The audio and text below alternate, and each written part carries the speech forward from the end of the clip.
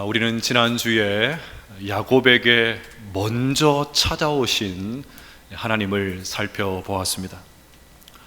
야곱의 입장에서 보면 이것은 가장 아름다운 손수건과 같은 만남이었습니다. 하나님은 야곱의 잘못에 대해서 묻지도 따지지도 않으셨습니다. 감히 하나님과 흥정하려고 드는 야곱에게 그냥 덮어놓고 복보따리를 풀어놓으셨습니다. 창세기 28장 13절부터 보시면 내가 누워있는 땅을 내가 너와 내 자손에게 주리니 내 자손이 땅에 티끌같이 되어 내가 서쪽과 동쪽과 북쪽과 남쪽으로 퍼져갈지며 땅의 모든 족속이 너와 내 자손으로 말미암아 복을 받으리라. 내가 너와 함께 있어 내가 어디로 가든지 너를 지키며 너를 이끌어 이 땅으로 돌아오게 할지라. 내가 내게 허락한 것을 다 이루기까지 너를 떠나지 아니하리라 하신지라. 다른 것도 아니고 자신을 죽이려고 하는 형을 피해서 도주하고 있는 야곱이 하나님을 만나서 이 엄청난 약속을 받았으니까 아마 큰 용기와 위로를 받았을 것입니다. 귀로만 들었던 할아버지 아브라함과 아버지 이삭의 하나님을 자신의 눈앞에서 생생하게 경험을 했으니까 얼마나 흥분되었을까요? 그러니 성경에 하란까지의 여정이 나와 있지는 않지만 틀림없이 야곱의 발걸음은 이전보다 훨씬 가벼웠을 것입니다. 드디어 야곱이 한 달 이상의 긴 여정을 마치고 외삼촌 라반이 살고 있는 하란에 도착을 했습니다. 이때 야곱의 심정이 어땠을까요? 아마 안도의 한숨을 제일 먼저 쉬었을 것입니다. 형을 피해 이 먼 거리를 낙오하지 않고 왔으니까 뿌듯했겠지요. 동시에 설레는 마음도 있었을 것입니다. 이곳에 어떤 신부감을 만나게 될까? 어떤 여인이 기다리고 있을까? 앞으로 어떤 가정을 꾸리면 좋을까? 결혼을 생각하면서 연신 희죽거렸을지도 모릅니다.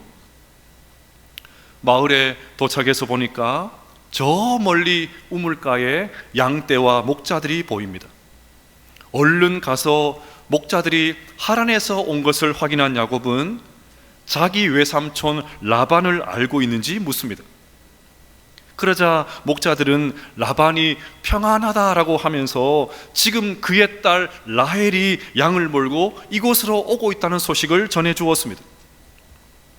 그런데 그 이야기를 듣고 야곱이 목자들에게 굉장히 생뚱맞은 조언을 건넵니다. 7절을 보시면 야곱이 이르되 해가 아직 높은즉 가축 모일 때가 아니니 양에게 물을 먹이고 가서 풀을 뜯게 하라. 아직 대낮이니까 여기서 시간 끌지 말고 어서 양들에게 물을 먹이고 다시 풀을 뜯으러 가라는 것입니다.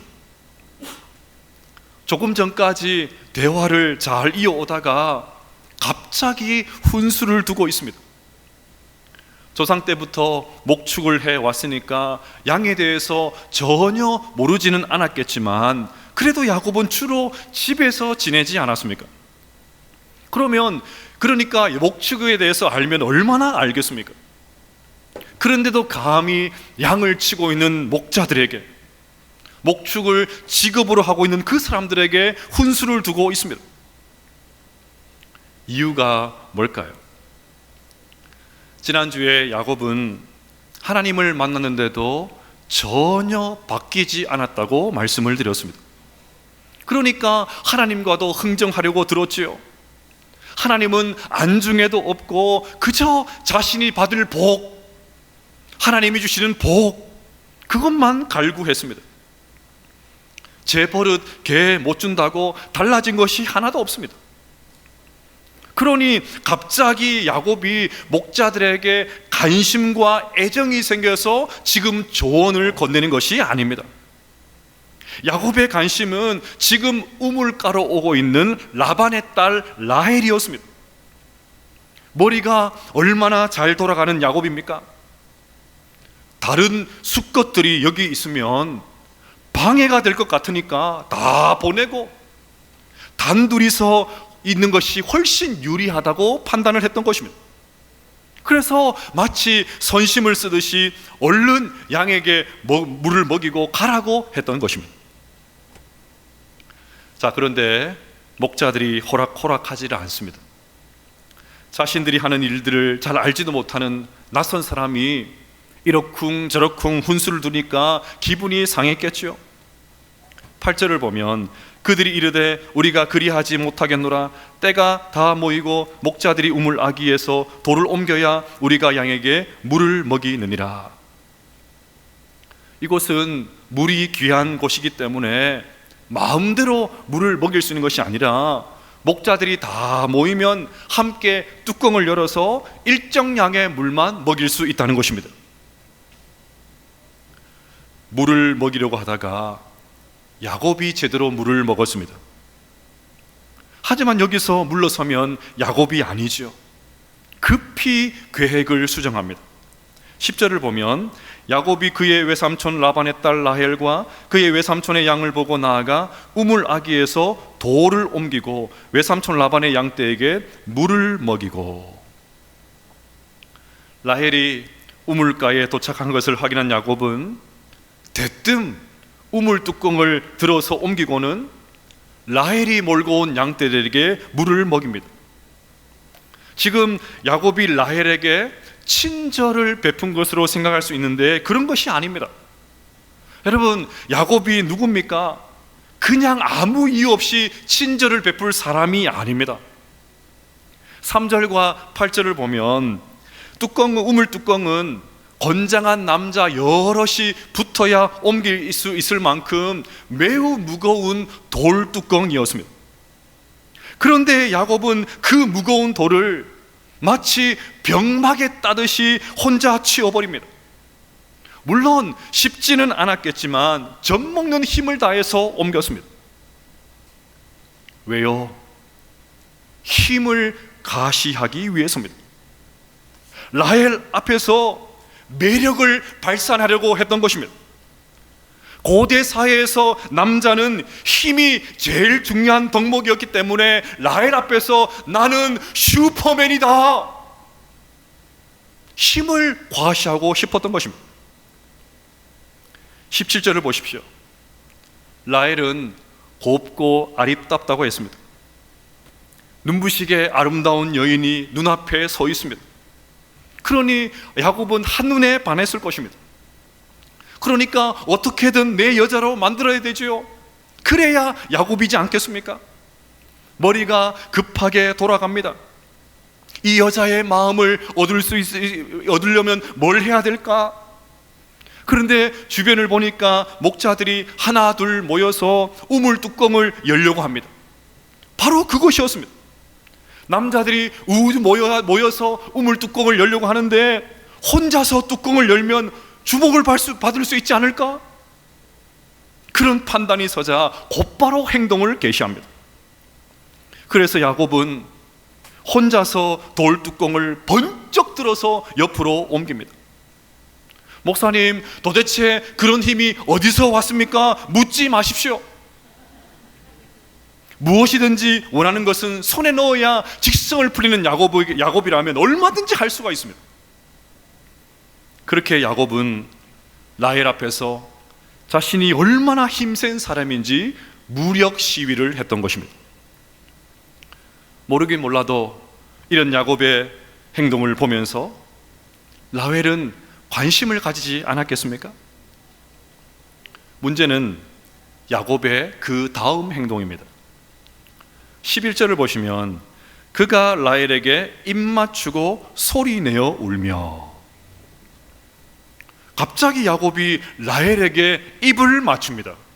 여러분, 미친 거 아닙니까? 갑자기 가서 입을 맞춰요. 그래서 어떤 학자들은 당시에는 친족끼리 이것이 허용되었다 그렇게 주장하는 학자들도 있습니다. 하지만 야곱은 아직 자신이 내가 사촌이다, 내가 라반의 조카다 밝히지를 않았습니다. 또 아무리 그렇다 해도 처음 본 친족이, 그것도 총각이 처녀에게 입을 맞추는 것은 쉽게 이해할 수가 없습니다. 입을 맞추는 것도 황당한데 이번에는 야곱이 소리내어서 엉엉 웁니다. 제가 봤을 때 야곱이 울 게 아니라 라헬이 울어야 됩니다. 그렇지 않습니까? 우물 뚜껑을 열어서 양들에게 물을 먹여준 것은 고맙지만 그렇다고 입을 맞출 것까지는 아니지 않습니까? 그러니까 다소간 추행을 당한 라헬이 울어야 되죠. 그런데도 정체를 알 수 없는 남자가 너무나도 서럽게 펑펑 웁니다. 아마 라헬은 당황해서 어쩔 줄 몰라 했을 것입니다. 여러분, 야곱이 왜 이럽니까? 모성애를 자극해서 라헬의 마음을 얻으려고 한 것입니다. 야곱이 얼마나 연기를 잘하는지 여러분 보셨지 않습니까?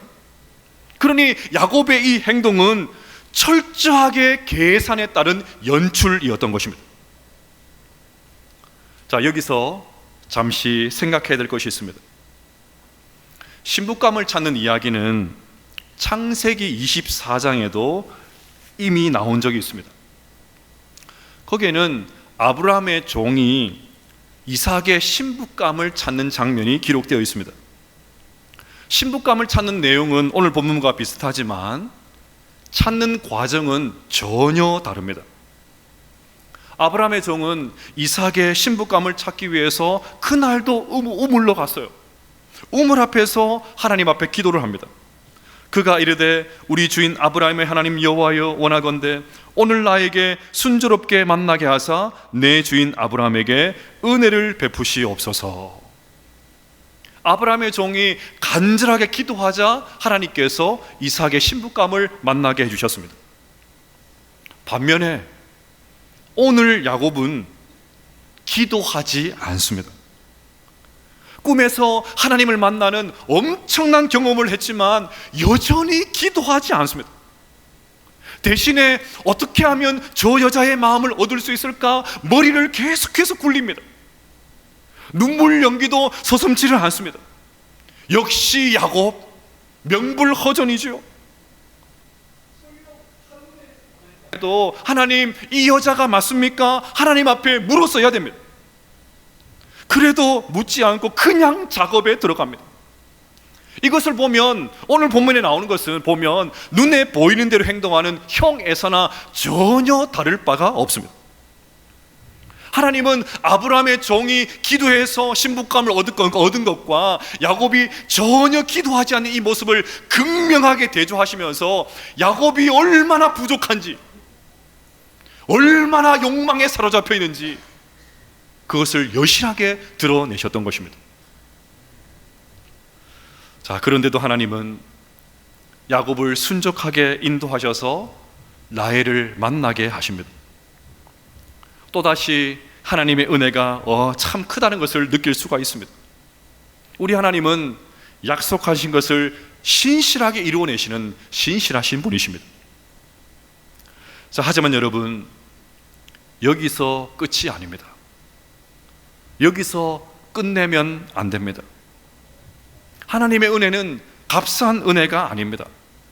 하나님은 물렁물렁한 분이 아니십니다.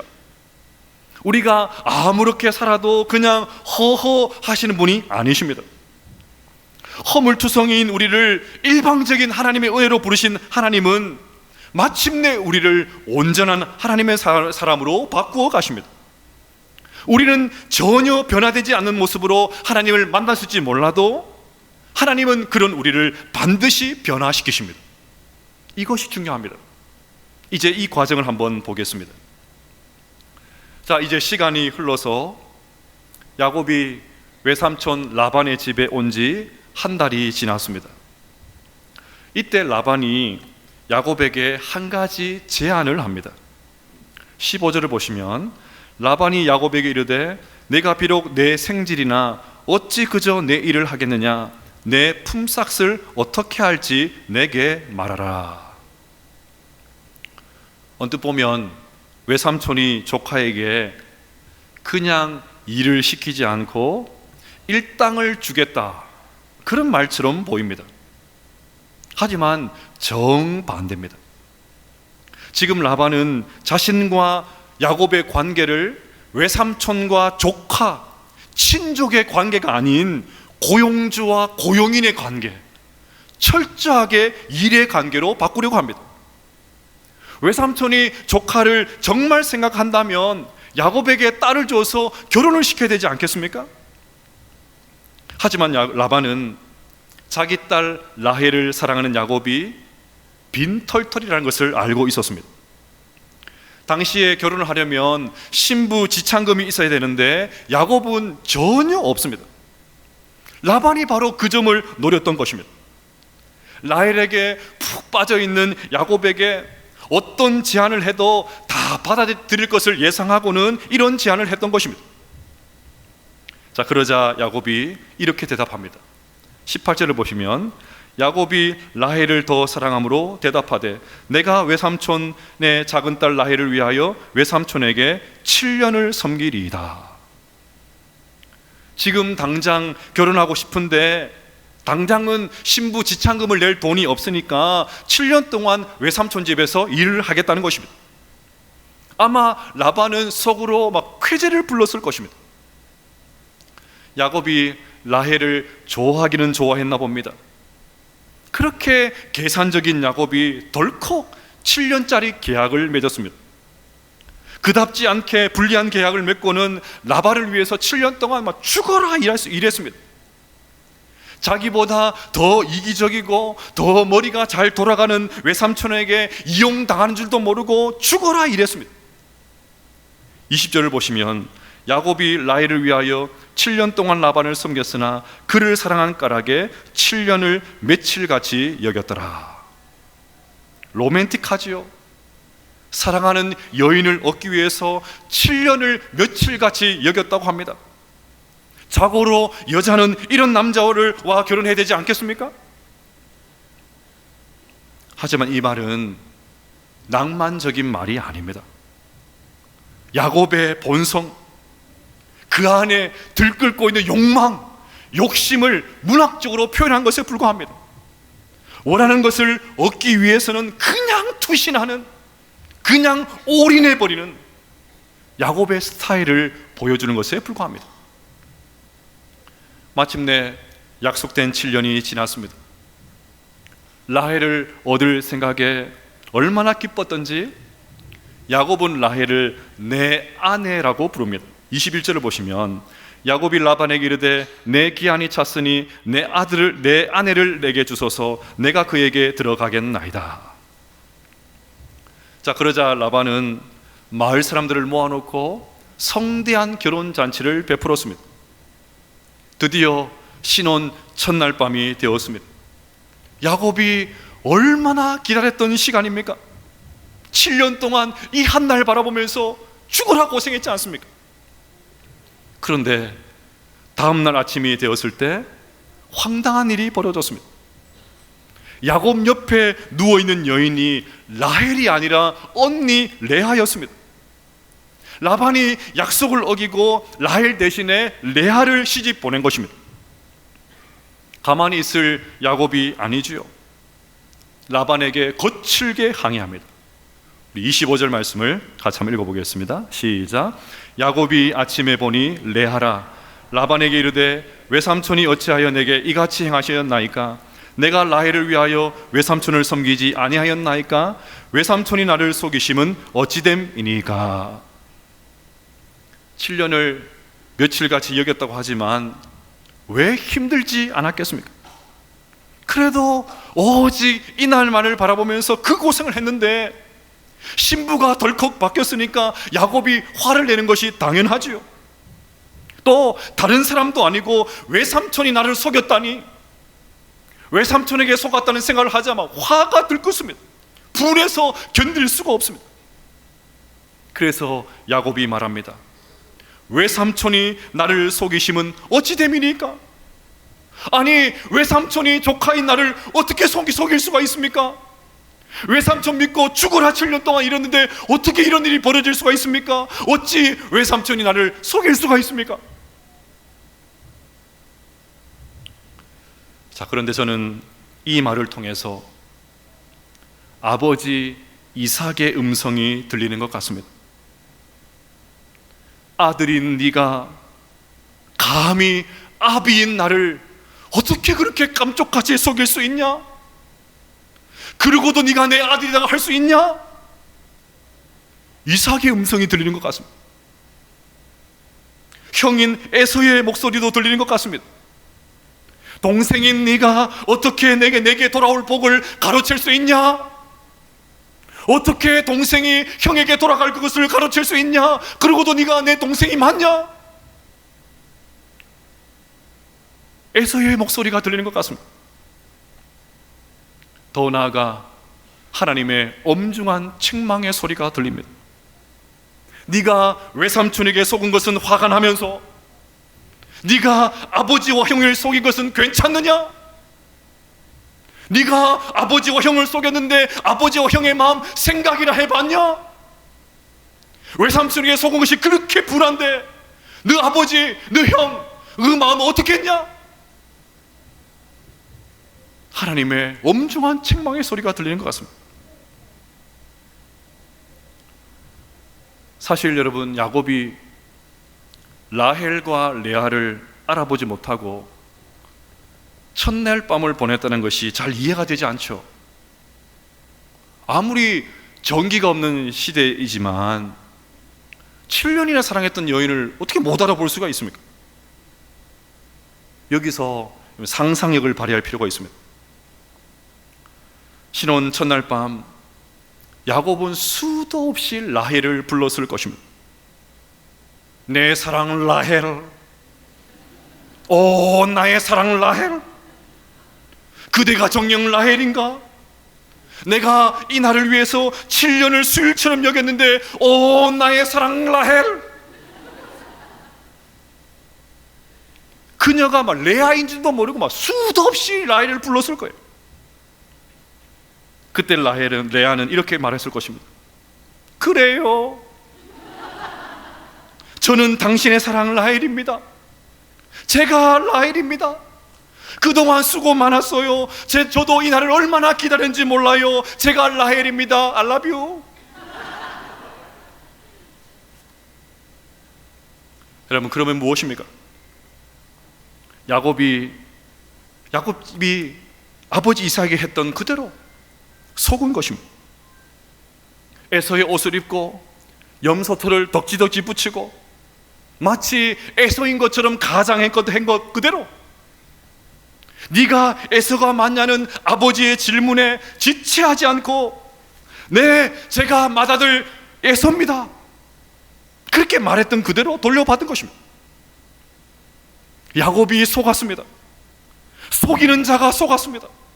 속이며 살던 자가 자신이 한 그대로 속고 말았습니다. 이것이 끝이 아닙니다. 야곱은 라반에게 대놓고 조롱을 당합니다. 26절을 보시면 라반이 이르되 언니보다 아우를 먼저 주는 것은 우리 지방에서 하지 아니하는 바이라. 뼈 있는 말이죠. 라반은 돌려 말하지 않고 막 직격탄을 날립니다. 너희 고장에서는 아우가 형의 장자권을 빼앗을 수 있을지 몰라도, 그래서 네가 형에게 돌아갈 축복을 받았을지 몰라도 우리 고장에는 그런 일이 없다는 것입니다. 절대로 그런 일은 있을 수가 없다는 것입니다. 야곱은 정신을 차리지 못했을 것입니다. 어떻게 자기가 한 그대로 당할 수 있단 말입니까? 어떻게 심은 대로 그대로 거둘 수 있다는 말입니까?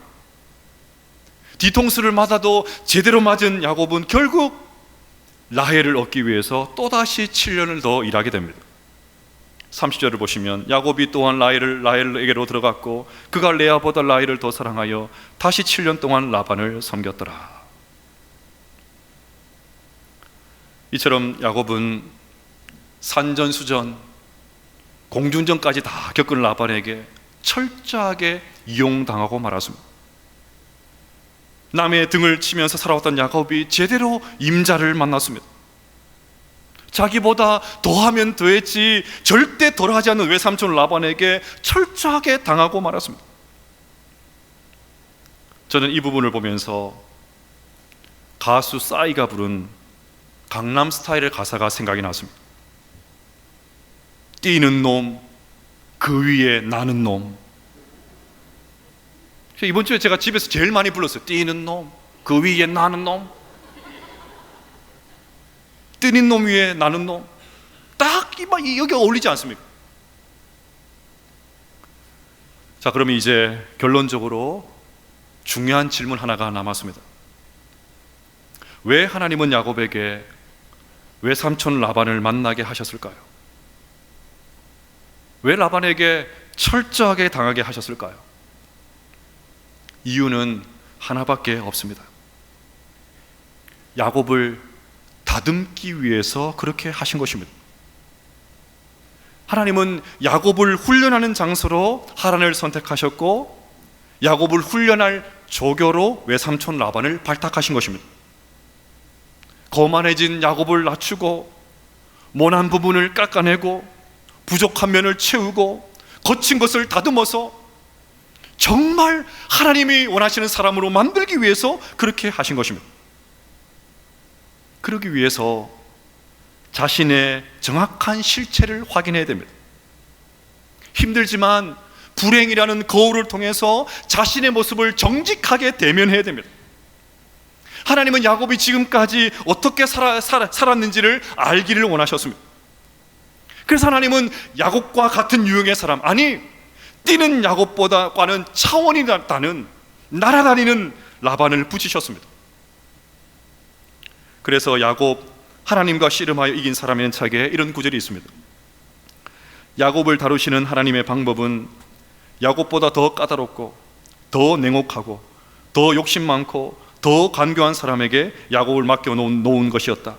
이렇게 하심으로써 하나님은 다른 사람을 통하여 자신에게 있는 증오스러운 단점들을 야곱이 발견하고 깨닫게 하신 것이다. 저는 앞선 4번의 야곱 설교를 통해서 허물 많은 야곱에게 먼저 찾아오신 하나님의 은혜에 대해서 계속 설교를 했습니다.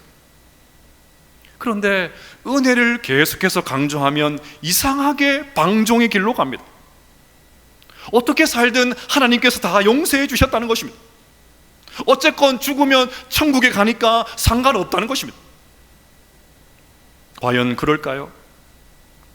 하나님이 우리가 태어나기도 전에 선택하시고 때가 되어서 불러주시고 나의 죄를 위해서 예수 그리스도를 십자가에서 죽으시고 부활하신 그 예수님을 믿는 믿음을 선물로 주신 이유가 무엇입니까?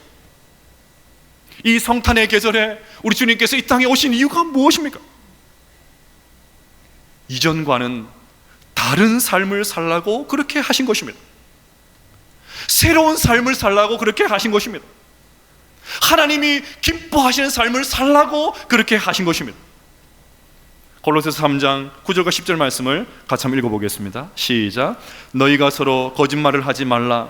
옛사람과 그 행위를 벗어버리고 새 사람을 입었으니 이는 자기를 창조하신 이의 형상을 따라 지식에까지 새롭게 하심을 입은 자니라. 아멘. 이전에는 밥 먹듯이 거짓말을 하고 사기를 치고 심지어 부모까지 속여 먹었지만 이제는 다른 사람을 살리는 사람이 되라는 것입니다.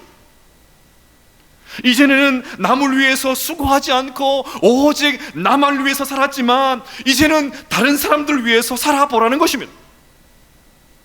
입만 열면 다른 사람의 기운을 빼앗고 죽이는 말을 했지만 이제는 사람들을 좀 살리고 용기를 북돋는 그런 말을 좀 해보라는 것입니다. 어제보다 오늘 조금 더 남을 배려하고 다른 사람을 따뜻하게 대하는 그런 사람이 되라는 것입니다. 입만 열면 말끝마다 성경을 인용하고 식당에 가서도 기도하고 그 정도 차원을 넘어서서 정말 다른 사람을 존중하고 아끼는 사람이 되라는 것입니다. 인색하고 교만하고 사납고 무정한 사람이 되지 말라는 것입니다.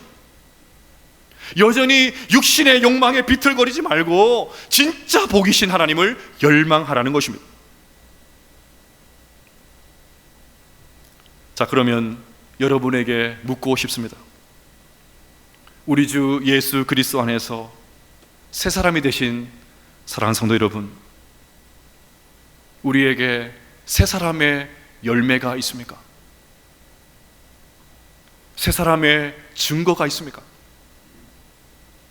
변화된 모습이 있습니까? 하나님께서 일방적인 은혜로 우리에게 구원을 베풀어 주신 것, 거기서만 만족해서는 안 됩니다. 우리의 구원을 위해서 쉬지 않으셨던 하나님은 우리를 변화시키시기 위해서도 지금도 쉬지 않고 계십니다. 저는 오늘 본문을 보면서 하나님께서 계속해서 이렇게 말씀하신 것 같았습니다. 내가 너를 처음 만났을 때에 너의 모습이 어떠하든지 상관이 없어. 너의 모습을 보고 내가 너를 사랑한 것이 아니야. 하지만 나를 만난 이상, 내가 너에게 찾아간 이상 나는 너를 가만히 두지 않을 거야. 반드시 내가 너를 변화시킬 거야. 온 세상에 나를 보여줄 수 있는, 온 세상에 나를 시연할 수 있는 하나님의 사람으로 반드시 만들어낼 거야. 하나님께서 그렇게 말씀하신 것 같았습니다. 물론 훈련은 고통스럽습니다. 시련을 좋아할 사람 아무도 없습니다. 하지만 하나님께서 그 과정으로 우리를 밀어넣으신다면 이야기는 달라집니다. 그 과정을 신실하게 감당할 수 있는 우리 모두가 될 수 있기를 주의 이름으로 축복합니다. 그리하여 하나님이 원하시는 사람으로 다듬어질 수 있는 우리 모두가 될 수 있기를 주의 이름으로 축복합니다. 그리하여 욥과 같이 내가 가는 길을 그가 아시나니 그가 나를 단련하신 후에는 내가 순금같이 되어 나오리라. 이 고백을 할 수 있는 우리 모든 성도님들 다 되시기를 주님의 이름으로 축복합니다.